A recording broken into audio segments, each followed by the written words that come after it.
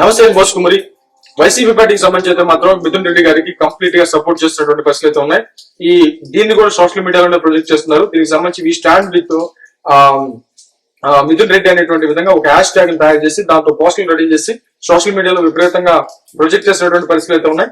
మొత్తానికైతే YCP party Mithun Reddy గారి arrest ని అక్రమ అరెస్ట్ గానే భావిస్తుంది.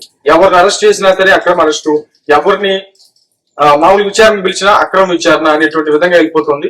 టీడీపీకి సంబంధించినటువంటి అంటే వైసీపీ పార్టీ హయాంలో ఉన్నటువంటి టైంలో టీడీపీకి సంబంధించిన వాళ్ళని చేసినా అదే అక్రమ అరెస్టులు అంటారు, అక్రమంగా చేశారని అంటారు. కానీ ఒక రకంగా చెప్పాలంటే మీరు బాగా పరిశీలిస్తే ఏ ఒక్క అరెస్టు కూడా కారణం లేకుండా మాత్రం చేయలేదు. కానీ చంద్రబాబు నాయుడు గారు చెప్పింది ఏంటంటే ప్రభుత్వం మీద నెగిటివ్ తీసుకురావద్దు, ప్రభుత్వం అభాసు పాలు చేయొద్దు.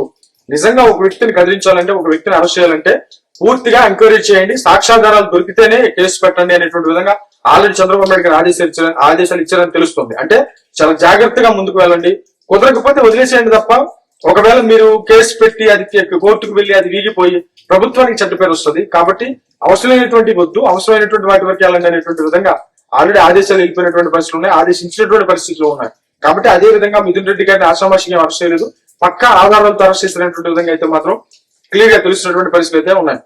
ఇకపోతే మిథున్ రెడ్డి గారిని అయితే మాత్రం పూర్తిగా భుజాన్ని వేసుకున్నారు వైసీపీ పార్టీకి సంబంధించి.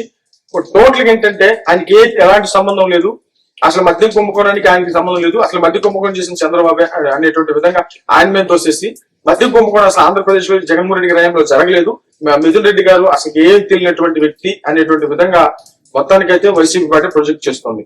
కానీ నిజంగా మద్యం కుంభకోణానికి సంబంధించినటువంటి విషయంలో తొందరపడద్దు అనేది నా అభిప్రాయం. తొందరపడద్దు. మద్యం కుంభకోణానికి సంబంధించి ప్రజలు గట్టిగా నమ్ముతున్నారు. మరేమైతే